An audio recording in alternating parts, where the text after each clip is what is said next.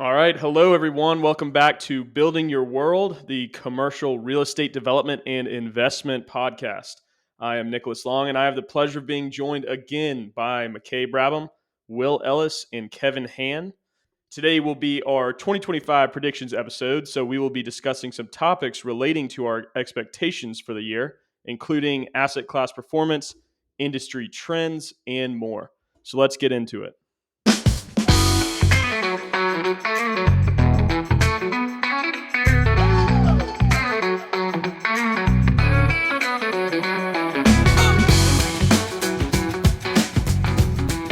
All right. What's going on, guys? How's everyone doing? McKay, welcome back. We missed you last episode. Thank you. It's good to be back. Glad to kick off another year. Yeah, good. We had a chance to introduce you and Kevin. Folks, if you're listening, please go check out episode 6. It was a good one. So yeah, first, just wanted to catch up with you, McKay. What's been going on? What you got new this year? Since the last time that I've been on with you guys, our group has been busy. Hopefully, we get busier this year. But we've had a acquisition of a couple bigger industrial properties up in North Carolina, and we're in the middle of underwriting a new development deal in the upstate, which we can get more into as we talk kind of through some predictions and why we're doing that. But looking forward Cool. to a great year. Yeah, man. Awesome. Awesome. Yeah, so before we get started here, I just wanted to share a few things. We are picking up listeners faster than we expected, which is great. We are happy to have you guys join. Just wanted to share that we have received some feedback from one listener who's looking to learn more about and get into the industry potentially. He's asked us to dive a little deeper into the industry terminology whenever we are using it. So, obviously, if we can try to slow down and explain some of the things that we're talking about that may be stuff we talk about every day, but if you're outside of the industry, it sounds like a bunch of jargon. So we'll try to be a little more conscious of that going forward. Also, I wanted to start off this episode with a little economic and market snapshot, kind of a picture of where we are now and just some data for that. If you're unaware, when we're talking about commercial real estate, we're typically referring to retail, office, hospitality, industrial, multifamily, and all the little subgroups that fall into those real estate categories. Those are asset classes. They're obviously made up of a bunch of subcategories. Just to start us off here, I just wanted to kind of share the current vacancy rates as of quarter four of 2024 for each of those. Office nationwide is at 20.4%. Retail is at 4.1%, a record low. Hospitality, which measures in occupancy rather than vacancy, is at 67%, which is ticking up. So it's reflecting a bit of a recovery in that sector. And industrial is at 6.4% national vacancy. That's an uptick from the year prior of 4.6, which appears to be partially driven up by an increase in speculative development, which is outpacing the demand and pumping supply into the market. And multifamily, the vacancy rate in the fourth quarter was 8.9%, making it the highest level of vacancy in multifamily nationwide since record keeping began in 2000. So, if we're to kind of analyze that a bit further, it does appear that a lot of folks kind of rushed into the industrial and multifamily space, and there's a slight overbuild in that product. Just a reminder, again, these are made up of kind of subgroups of these asset classes. So light industrial under, let's say 100,000 square foot has a much lower vacancy rate than the big box stuff that's like over 300,000. So, and then for a quick kind of macroeconomic picture, commercial real estate loans are now topping $3 trillion. Commercial real estate delinquency rate, the delinquency rate on commercial real estate debt, is now at 1.52% as of the fourth quarter of 24. That's the highest it's been since sort of that end of the recovery period post the Great Recession, so the fourth quarter of 2014. Then the Federal Open Market Committee which is responsible for setting the Federal Reserve overnight lending rate, which is most commonly associated with real estate debt, cut rates by 25 basis points to a range of 4.25 to 4.5. And also, they are posturing that there will be fewer rate cuts in the future than was originally priced in or expected by the market. So it looks like there will be higher rates for longer, as many have been suspecting. So without further ado, let's go ahead and jump into our predictions and talk a little more about this. Topic one, we wanted to talk about what will be the best performing real estate asset class in 2025 and why. Let's go ahead and start with Kevin on this. Kevin, what you thinking for 2025? Oh gosh, you're putting me on the spot. I would probably go. Well, first, let me start out with the comment that I do think it's very geographically focused, if you will. Sure. Right, there are certain areas that have a higher vacancy rate than others. Certain areas have higher development pipelines than others. So it does make a difference where you are. But generally, I would say industrial and multifamily will do the best. I mean, I'm in the industrial acquisition and development space, and so of course I'm biased, and that's what we're going after. But it's what I know, and it's also what I think will perform the best in regards to tenant demand. Right. So at least in the Greenville market, which is where we pursue, and we look at the small bay space, so 20 to 100,000 square feet. The vacancy is between 2.5% and 3.5%, depending on which submarket you're talking about, right? So there's a good opportunity there if you can, acquire or redevelop a property that's functional and provides tenants with drive-in, dock high loading, a functional clear height, good parking, Right. et cetera, right? So yeah, the real estate fundamentals we were talking about last episode, I think, is what you're getting at. Yeah, exactly. But then you look at and McKay can jump in here because I know that he plays in this space, but you look at the big box space in Greenville, so 500,000 square feet north, it's 18 million square feet of vacancy. The number actually might have ticked up recently. Anyway, so you can't look at industrial as a whole. You really have to look at it as, okay, big box distribution, or is it 150 to 300,000 square feet of front load space or rear load space, or small bay space? I mean, that's really the kind of the three different sectors, and they all operate differently. They have their own demographics, if you will, and they have a different story to tell. Yeah. But to your point, I read today, kind of in researching in preparation of this podcast, that there's a pretty wide variance between the big box, as you're saying, the big square footage, huge footprint buildings, and then the stuff that's under 100,000 square feet in terms of industrial real estate. So for smaller, light industrial product, the vacancy rates are more like 3.9, like they're sub 4, which is solid. And then when you look at, facilities that are north of 300,000, for example, they're reaching almost 11% vacancy, which is, significant difference. So definitely agree with you there. So if I had to sum it up, your pick is light industrial, flex industrial. Yeah, I would say the light industrial flex, small bay space, and then multifamily in certain markets as well. Like you look at Austin, that's overbuilt. The development pipeline is pretty large, but you look at other small submarkets and it's got the highest demand, right? So it depends, but I would say industrial and multifamily if you were going to put me in two boxes. Sweet. All right, good picks. How about you, McKay? What are you thinking? Yeah, I'll go ahead and go because I kind of agree with that. As far as new development, our fund kind of focuses on industrial, and then we acquire other asset classes. But from a development perspective, we typically do industrial, and this year we're focusing on smaller bay size product. It really is kind of a tale of two industrial markets right now, like Kevin was saying, where you have that 10-11% vacancy in the big box, and in some of our properties we've had a harder time leasing up, and we've still got a couple vacant buildings that delivered last year and have been sitting. But then we've seen some really strong comps in the 100,000 square foot and downsize multi-tenant buildings where guys are scooping up 15 to 20,000 feet and paying the rents and TI that makes sense for a developer to go out and build. Um, Sure. so I think that area is going to do well. There's not many guys building it right now, and so I think there's some opportunity there. Great. So no bias here from the industrial guys. How about you, Will?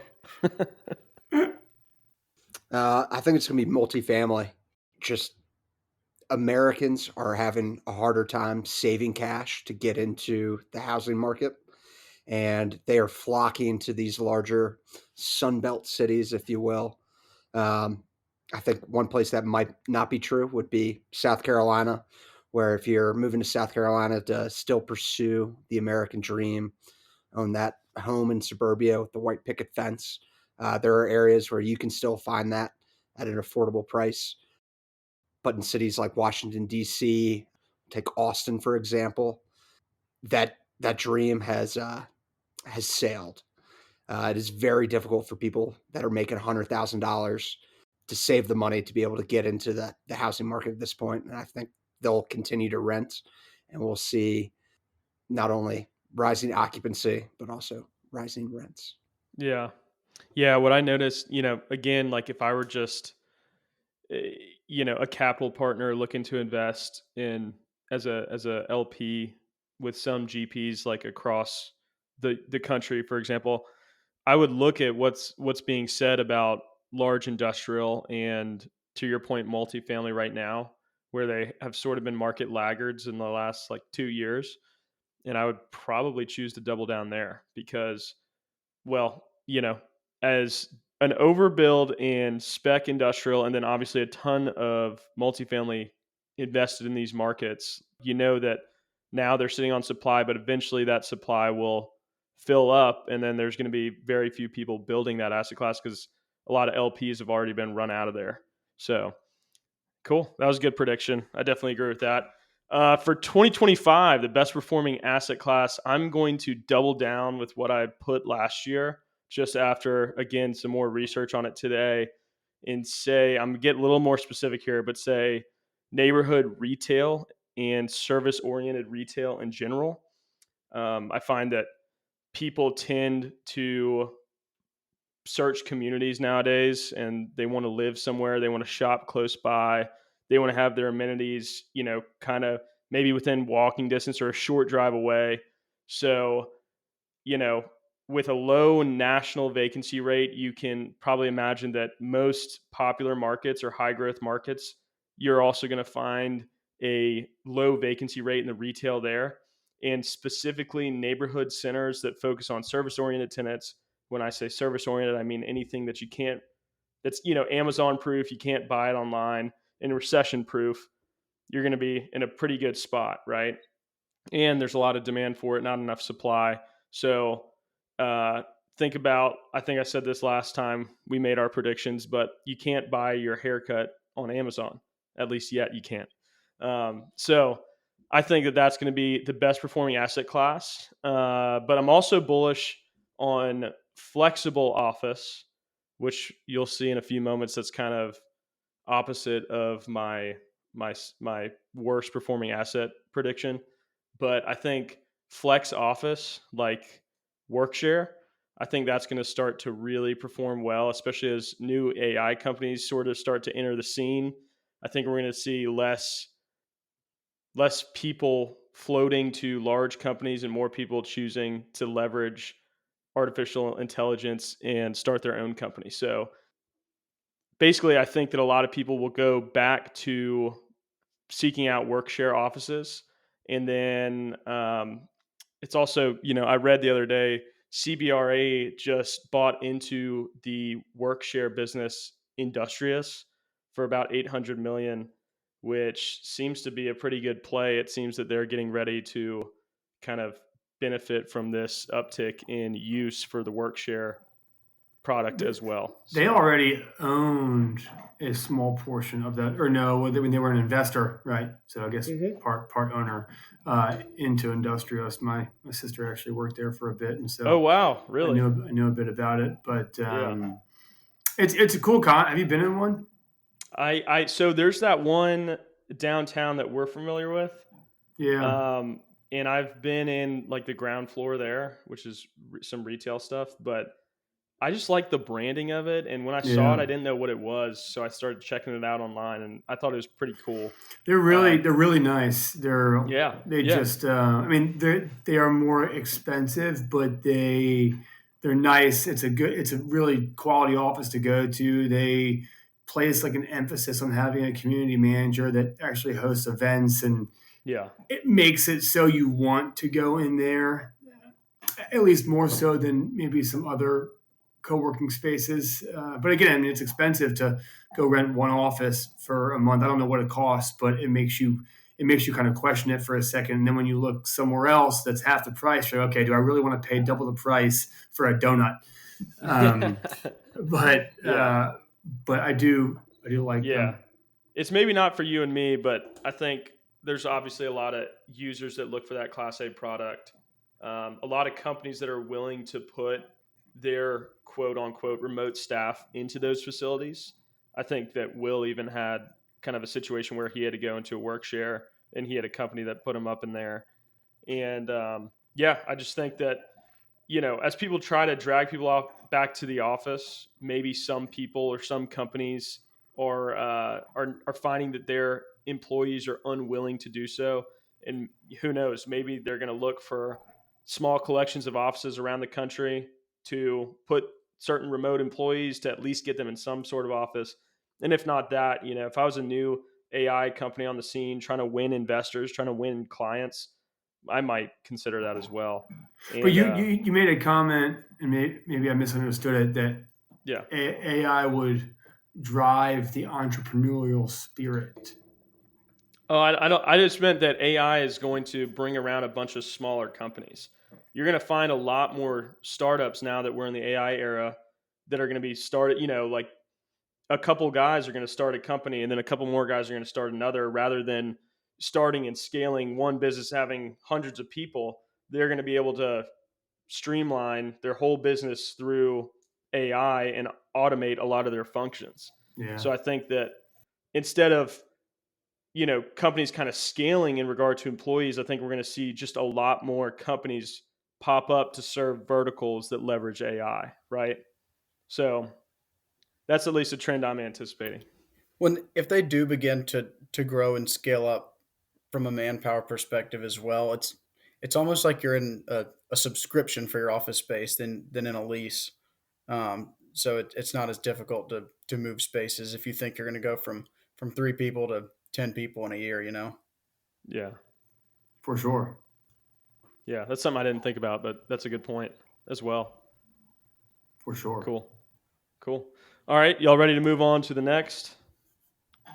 Yeah. Seeing some nods. All right.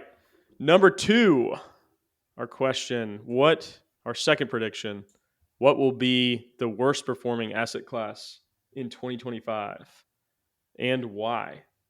Will, going to you first. All right. Um, sorry, guys, but I think it's going to be industrial, not not like small scale flex space industrial. Those big box spec built industrial sites that you see all up along the I-85 corridor. I think with the incoming president, it's an uncertain time for anybody that's going to be building things outside the United States, importing them here, and distributing it from a big box industrial site. Let me jump in really fast. So I would have agreed with you. I had a lunch today with somebody who has let me know that last year, 2024, was one of the toughest years some of these industrial guys that focus on big box space have had their entire career. So, which I didn't know it was bad enough to word it that way, but that's the way they had worded it. And now they have a couple million square foot tenant requirements in the market. So now again, they haven't signed leases yet. I mean, just because they're shopping doesn't mean they're going to execute, but it's more tenant activity in the big box space than they saw in 2024. So, and that's just from one person. Why do you think that is? Do you think people were speculating on the result of the election? Yeah. Well, I think there was uncertainty with the election, right? So people just put any project that would have had on pause, and then the election occurred. I think there's more confidence in the market now. There's uncertainty in regards to like the global economy, I think. And But tariffs, I assume you're alluding to, Will? Yes. yeah, I mean the tariffs are another thing too, and I agree. I agree with that. That's obviously a very uncertain topic, but in regards to like company confidence, I mean the CPI index is up. People are spending more money, right? So Sure. consumers are more confident. And depending on the business you're in, I mean, a lot of these big box guys are waiting for the election to be done, and they're going to wait to see if consumers are going to save or not. And it just sounds like, based off relationships that I have, that a lot of those big box guys are back in the market looking for space. And a couple of leases, I think, have actually been executed in the last couple of weeks that just note confidence in the market. So Yeah. If I were to summarize, you think kind of, Will, whatever's going on in terms of proposed tariffs, you think that might have an impact on the big box space as far as distribution for international companies, manufacturing and shipping product here. So if essentially, obviously, the tariffs drive down demand, if they are to be put in place, and then effectively you see less demand for that real estate that benefits from that business. You got it. Gotcha. Yeah, interesting pick. We'll see. We'll see. I like it. I like the challenge on industrial. All right. How I about felt you, like McKay? stirring the pot on this Yeah, Monday yeah, I afternoon. like it. No, the pot needs to be stirred. So, blood pressure is high. yeah. All right, McKay, what you got for the worst performing asset class in Uh, 2025? I think office is going to continue to be a poor performer. I mean, in these big cities where you've had companies downsize, I feel like these buildings they just have massive blocks of vacancy that no one really cares to go to this old space for. When if they really do want to be in a downtown office, they've got their pick of what kind of space they want, and everybody wants to be in. If you want to be in, if you're the kind of tenant that wants to be in a shiny downtown building, you can go and be the tenant. And I think I saw that it was maybe your note about this, but it reminds me of when we went to ULI in Chicago and we went up in some of these larger buildings that were, I don't know, $40 a foot to lease, that just felt crazy. And one of the anchor tenants was a large financial services firm, and I think they had moved from just across the street. And in that building across the street, spaces like that might not be backfilled for a long time, which is just crushing the landlords, and more people are handing the keys back to the bank than they have in quite a long time, as you noted. Right. Yeah. Um, yeah, and our company's got some office, and we've really seen activity pretty slow over the last year in comparison with the couple of years before. I do think some of that is election driven. It was, and leasing kind of slows down over the summer too. So it was kind of like you had summer last year, and then you roll into election season, and the second half of the year was really slow. But we've seen a lot of requirements pick up since then. Yeah. Where's your office located? Like generally speaking, is it downtown office, suburban office? We own office in both Columbia and in Greenville. The Columbia office is not downtown, but it is closer to the neighborhoods where most people work. So it is or where most people live. So it is a desirable area to be. It's not Class A. It's kind of Class B, and we can provide better better rents and good TI packages. But a lot of people, it seems like in the last 6 months, have just been happy taking Class C space, and they just want the best rate possible. Nice. That makes sense. So I'm gonna jump in front of you, Kevin, and I'm going to piggyback off of McKay, because I also chose traditional CBD office, central business district office in major metros.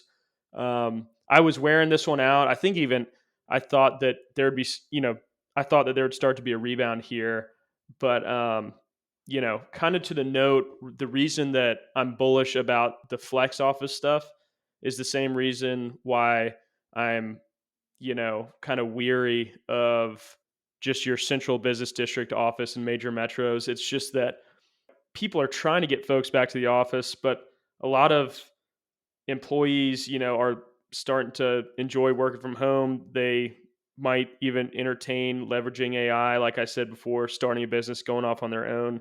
We're seeing that happen quite a bit. Saw that in that trend at the beginning of COVID when there was a great migration from corporate America into entrepreneurship. That seems to be kind of lasting. Either way, the office obviously holds a really high vacancy rate across the country, most of that being in major metros, most of that being in central business districts. And again, while larger companies are pushing for back to the office protocol, I still think a lot of functions are being automated by AI and offshore.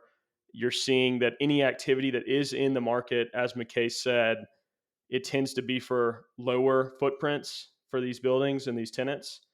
And at least for this year, I think office is another loser. I'm not totally hawkish on it for the future. I don't think that it's going to be the worst asset class ever. I do think that these things run in cycles, but at least for this year, I do think that the vacancy rate will continue to be high. CBDs will be the ones affected, and yeah, I think smaller office spaces will thrive, and larger ones will fall by the wayside. I think thinking of some of the major metros like Washington, D.C., and then state capitals, you've got a lot of government employees that haven't had 5 day a week requirements in 4 years. And I think most of them are like 2 days a week is what's being asked of them. Maybe two a So month. yeah, so they could really downsize their needs. It'll be interesting to see with a new administration how that gets reversed. I mean, I know that there's talk from guys like Elon and Ramaswamy about changing that from 2 days and bumping it back up. Yeah. Yeah, we'll see what happens there as well. Kevin, how about you? What's your pick for worst performing asset class of 2025? I will generally say office with exceptions. Office with exceptions. Office for the same reason that we've been hearing for a while. And then the exceptions are the flight to quality in a good location in a Class A space where people want to be. We have a new development, Morrison Yard here in Charleston, that ended up, I think, pre-leasing like 75%. And now I believe they're fully leased. And I think they ended up getting rents 50% above pro forma. And it's a beautiful building. And Right. they did a great job. And they got some credit tenants in there. And it's where people want to be. And so, but then you look at other office spaces and they've been sitting vacant for a year and a half, 2 years. And so it depends. And you just got to provide something that people, they can stand being there for 9 hours a day, and it's got a good view, or it's got good amenities, it's got some retail, ground floor, whatever, whatever it is. I'm not an office guy, so, but that's why I think the exception is. But generally speaking, office, again, for the Yeah. same reasons that we've all been hearing about. Yeah, that's a good pick. Let me jump in here on the office beatdown and stick up for those good guys. I think this year will be the turning point. Like, I agree, it's probably not going to be the best performing asset.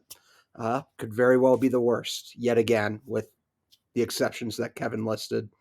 But I think this is the year things start to change, as McKay alluded to. Class B and C office really hasn't done well, but using DC as an example, if those government employees come back, a lot of those folks that their book of business is servicing the government, they're the ones that are going to fill that Class B and C office space. May not happen this year, but I think there could be a comeback on the horizon. Okay. Good defense. We'll see. Everyone write that down, and we'll hold each other accountable through the I'm course just of gonna. this I'm year. just gonna. I wish I could track where Will's putting his money. And then Yeah. I really know what he Yeah. thinks. Yeah. Yeah. I think what's that betting site that kind of allows you to bet on everything? Polymarkets. Polymarket. Yeah, I think Will's got a subsection on Polymarket. We can keep up with him there. Yeah. Have you seen that site where you can bet on a NFL players or maybe just a professional sports player's career? Nuh-uh, really? Yeah, they treat it like like a stock. Like how long And they're going So to how be long in is the bet open?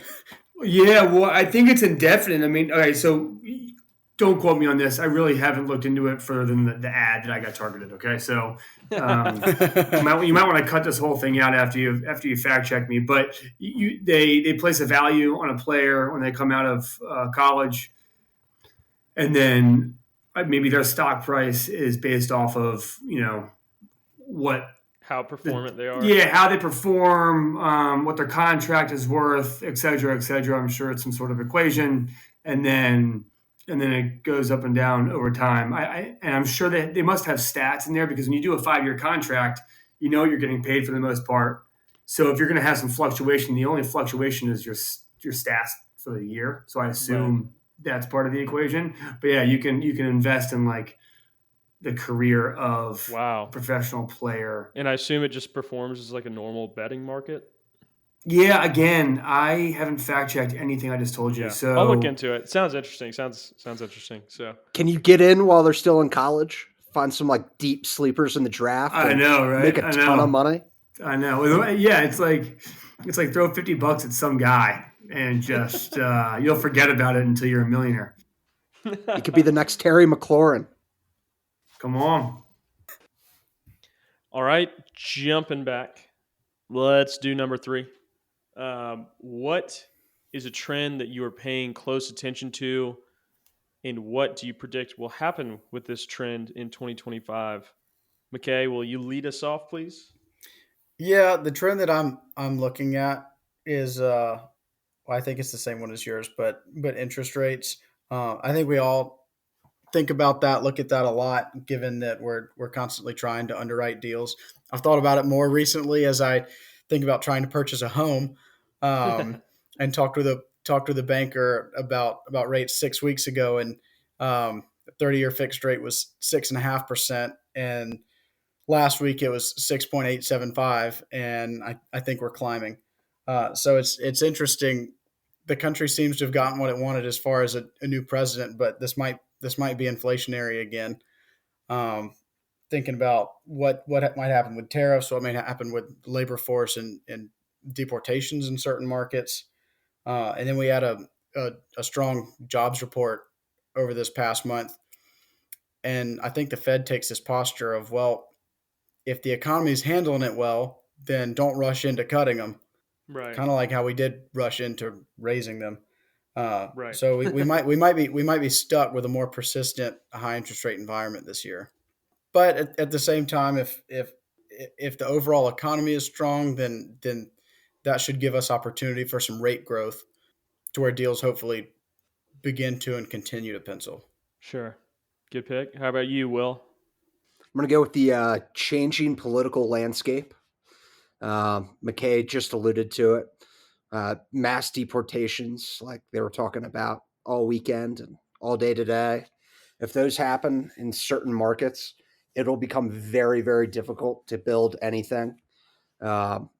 Florida, I can't remember what the bill was that they passed in 2021, but we were down there building a hotel, and right after the bill passed, the next week, those guys that you saw on site for the last 8 months, they didn't show up. They left and they went to another state. So I think even the threat of mass deportations can be detrimental to any construction projects that is currently going on. Guys that overstayed their visas, whatever, guys that came over here via the southern border. There's a lot of different folks that work in the construction industry that would be affected by it. All right. Okay, let's go to you, Kevin. What is a trend that you are paying close attention to, and what do you predict will happen with that in 2025? I think inflation, and that ultimately affects the whole interest rate conversation that everybody's having. But like, for example, if all of these tariffs are implemented, right, things in the United States will get more expensive. And as things get more expensive, that's the definition of inflation. As inflation goes up, interest rates rise to to accommodate for the inflation. So, people are talking about how they're starting to drop interest rates slower and slower throughout a longer period of time. I think there's a chance that those rates go back up. Sure. So, and it sounds kind of logical to me, although I'm not an economist. It kind of it makes sense to me as long as all of these tariffs are actually carried out. Not that Right. I'm, for it or against it, but that kind of makes sense to me. So, Okay. Well, we'll see what happens there.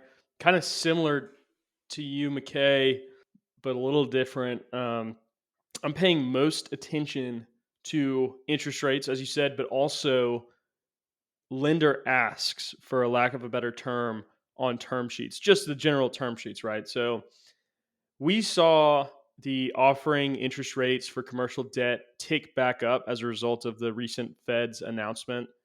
And I'm assuming that rates will continue to be sort of flat, and that many investors and developers might struggle to pencil deals again, or as I guess they have been. And as for term sheets, I'm noticing that banks are asking for specific things. So when we're getting term sheets, or just in general, just talking to other folks that have projects out, they're getting term sheets on, banks are asking for things like interest rate swaps as opposed to fixed rates. They're asking for deposits more. As we know, this happened after the whole Silicon Valley Bank issue, and banks are really concerned about liquidity nowadays. I understand all that. But even banks that are sitting on huge swaths of cash, they might ask their newer client, or their newer relationship, for a large amount of deposits relative to, say, the total value of a project, which is, it definitely hurts the guys that they do not have an established relationship with, right? So I just feel like, as banks are starting to collect a chunk of cash again, because there's less projects occurring, there's fewer deals can pencil because of where interest rates are. And then banks, still need to lend, and they still might be interested in lending to whatever asset class a developer investor is working on, whatever. I feel like as that chunk of change piles up and they're sitting on that, banks may need to step back on those requirements and allow more deals to close by sort of changing their terms, in order to deploy their capital. So, to sum it up, the trend I'm kind of watching closely is the ask from lenders in term sheets and what's happening on the back end. So, I think that we'll see banks sort of start this year to loosen up on their terms as interest rates stay stagnant. it makes you wonder how far banks will go to win business before they just stop lending. Because, the last couple of years, they all just stopped lending. It's not like they all got aggressive. They all just stopped lending, right? I That's mean, right. banks will go 2 years without doing a loan, as an That's example, right. right? So, where's that line? Right. And it makes you wonder, the banks that often you and I are dealing with, Kevin, and that I know for sure, the local and regional banks, what exactly is the other alternative? Like, where else are they deploying capital that still allows them to reach whatever risk objectives they have, or their board has, or whatever that they need to meet, as far as diversification goes? So I do feel like capital from debt, from lenders, right? Debt capital has to start flowing back into deals and projects, because, I mean, at least, I know that we have a ton of people knocking on the door looking to deploy capital, banks, lenders, whatever. And I just feel like, at some point, if some smaller players or whatever find a way to make a deal work, they're going to need the lender to kind of change terms and make them less restrictive at some point, because, as we know, interest rates are enough of a weight on it. Yeah. And I guess that's where, debt funds fill a certain void, right? They can't get more aggressive on terms. They're obviously higher interest rates, 10 to 12%, but they'll take riskier bets. So if a bank won't lend on you because of the risk profile of the deal, like that bank's not going to get more aggressive to win the business. It just doesn't meet their box. But a debt fund comes in, they'll say, okay, we'll do this deal. We'll take the risk on, but you're going to have to pay us for it. And again, it all comes back to like, okay, how aggressive do banks get to win the business? And then where's that threshold of where they're saying, okay, we're not going after your business anymore. Somebody else, can take it like a debt fund. Right. So yeah, let's watch that trend closely. I think that'll be pretty impactful to all of us here. And yeah, we'll see what happens. But for now, stagnation of interest rates and changing of terms on the term sheet. All right, we're moving on to number 4. What are you looking forward to the most in terms of real estate for 2025? Could be career related or otherwise. Let's go to McKay. Yeah, thanks, Nick. I am looking forward to some sales, to some more deal activity, kind of like we just talked about with the banks, but on the equity side of things, there's a lot of money in funds on the sideline right now, and there's groups that have been most groups have been holding assets over the last few years for longer than they had underwritten, and these guys they want and need to return profits to investors, and they need to deploy the fresh capital that they've got. So hopefully we see general deal making pick up this year, kind of because of that. I mean, after so long of a hold, your IRR continues to go down, and at some point you need to make a deal. That's right. So then you can go and do more deals. Right. So that's something that I'm looking forward to. Our fund in particular, we raised a pool of money about a year and a half ago now, and we've probably deployed it a little bit slower so far, and we've got a lot of capital ready to go. And then looking at our other funds that are already deployed, we've probably held things a little bit longer. And I think this is going to be a year where we make some sales and have some more investment opportunity because other guys feel the same. And to that sales conversation, do you think that in underwriting, people are starting to get sort of more realistic with their sales cap, where they're assuming the properties will sell? For the last few years, I know that a lot of folks have struggled to sell assets or struggled to meet their return metrics because they underwrite much lower cap rates, cap rates that we would see in 2021, 22. And now I think things are starting to normalize a little bit, and cap rates are creeping back up and are sort of in the more realistic range for the folks that are looking to, ditch those off to institutional money like your fund, or your fund to get rid of assets and return to their investors. So are you seeing or do you think that sales cap rates are compressing again, or do you think everyone's kind of getting more comfortable with where they're at now and they're just maybe more cash heavy?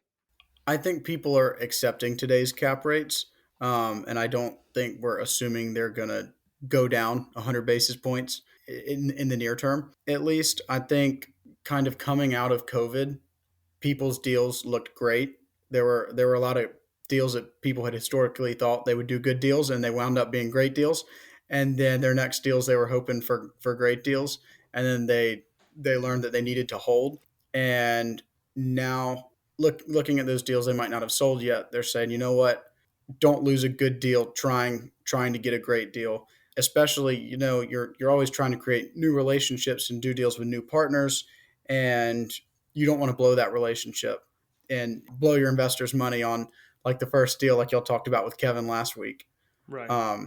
So I think it's good to take the singles and the doubles and not wait around and make a mistake looking for a grand slam. That's right. Well put. All right. How about Kevin? Let's move on to you. What are you looking forward to the most this year? I'm looking forward to it being the most educational year of my life.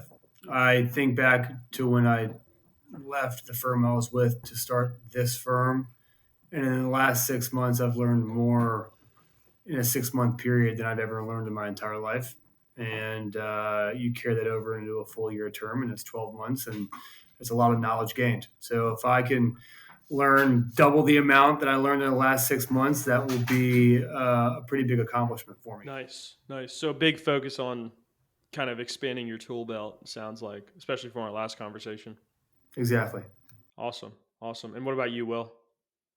Well, I'd be remiss to say, first and foremost, I am most looking forward to getting married in 2025. But outside of that, in my personal life, uh, I'm looking forward to the future of public-private partnerships out west as it relates to building more affordable housing.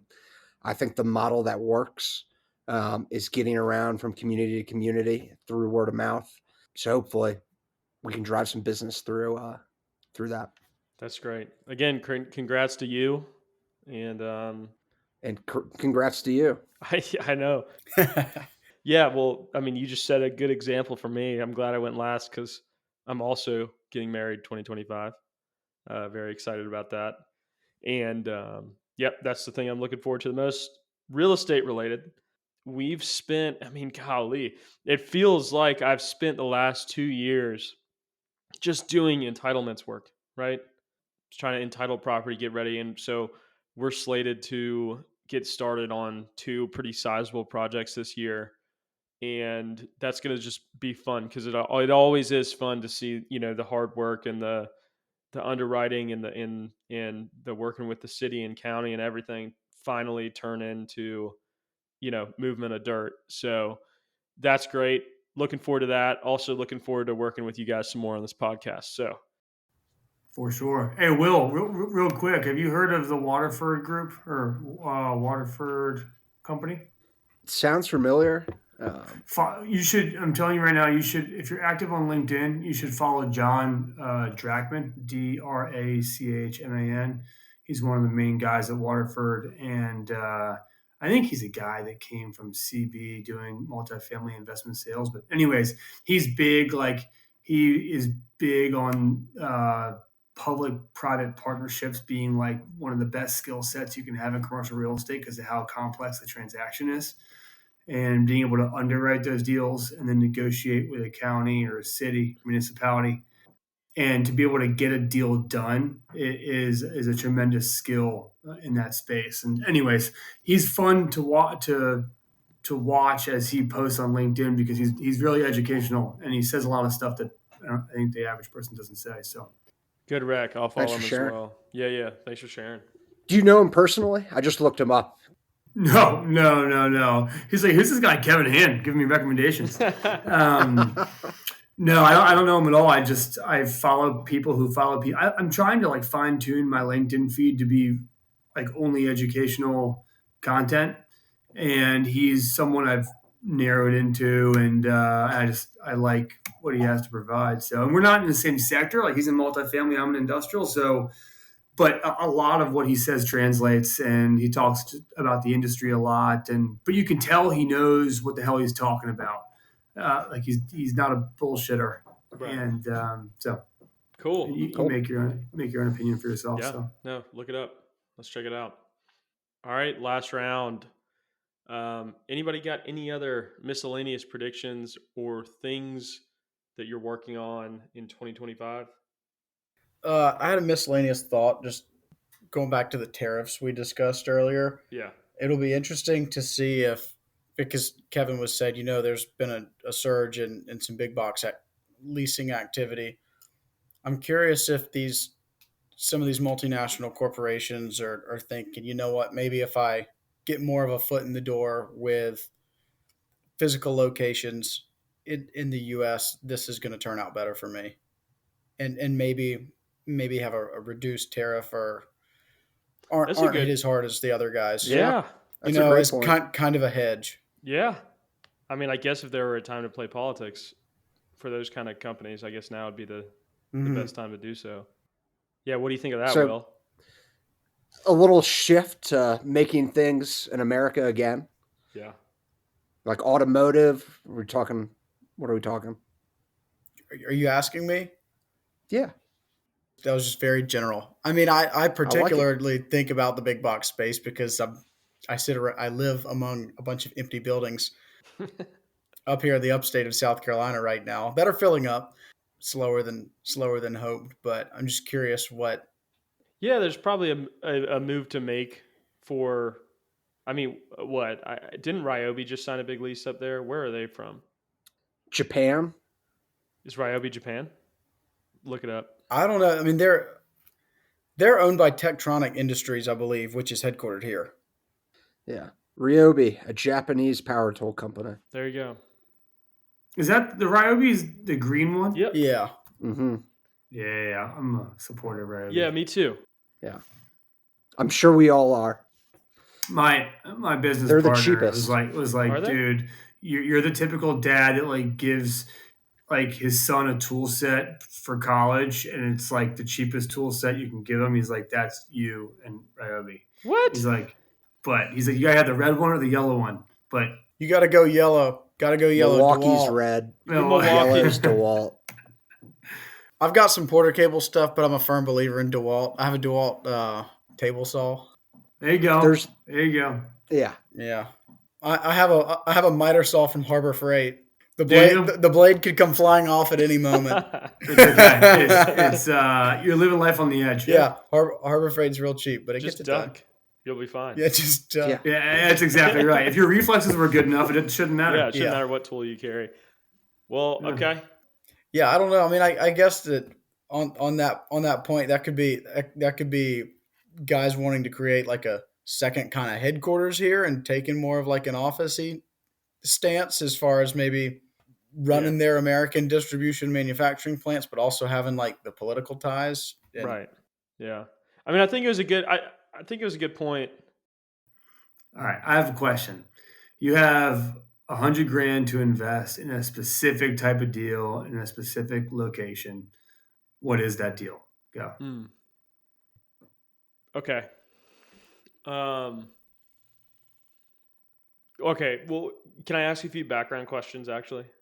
Yeah, I guess what I'm trying to gauge is where would you put your money? Yeah. But not just industrial, like specific. So we're a little different. The group I'm with, we invest in a kind of a specific market. We're like a micro market developer. So I'm just going to kind of say this in a broad way, but I would go to a market that I know and I would find unentitled property in the path of growth. I'd put my $100,000 towards that and go recruit the rest of the capital that I need from from whoever else. And then buy a property all cash, make it my goal to entitle it over the next 2 years. Because to be honest, that's what it's taking us now. And I just feel like if I were to do something with $100,000 myself, it would be just to go focus on what I know creates the most value, which is just entitling property. And then I would, on the back end, be able to sell it, develop it, hold on to it, or do whatever that the investors and I want to do with this property. I just think if I had $100,000 just to put in anywhere right now, that's exactly what I'd do with it. Good answer. Let's go to McKay. Okay. I'd be interested in trying to land a single tenant build to suit. I like the idea of doing that in the industrial space and building for a tenant who can easily be backfilled. Sure. It gives you the opportunity to do the construction upfit all at once, hopefully a smooth entry and exit while hedging some of the risk that most people's portfolios are already kind of exposed to right now. Yeah. So essentially you had $100,000, you'd just go start hunting tenants immediately and talking to everyone until you found someone, or would you take down property first and then look for the tenant? Probably take down property and do it as though we were doing one of our typical spec deals, but work harder to secure someone out of the gate and know that this deal pencils if it's a spec deal or not. I like it. Have the conviction that it would work regardless. If you had a year lease up time or if you had no lease up because you already landed it. I like it. Will. Going the build to suit route like McKay, going after a retail, most likely fast food player in the upstate of South Carolina, triple net lease, 20-year term. Right next to your house. Yeah. Heavily invested. Yeah. Yeah. I can see the I advertisement. didn't say it now. needs to be Spartanburg. It can be anywhere in the upstate. That's true. I can see it now. Live here, okay, and you've got Jimmy John's 25 feet away at 2 a.m. with gargantuan subs. You know? That sold me when I was 18. Yeah. That's awesome. All right, Kev, I'm curious. My ideal, the most ideal investment I can think of right now. S&P 500. Let's go ahead. Yeah, right.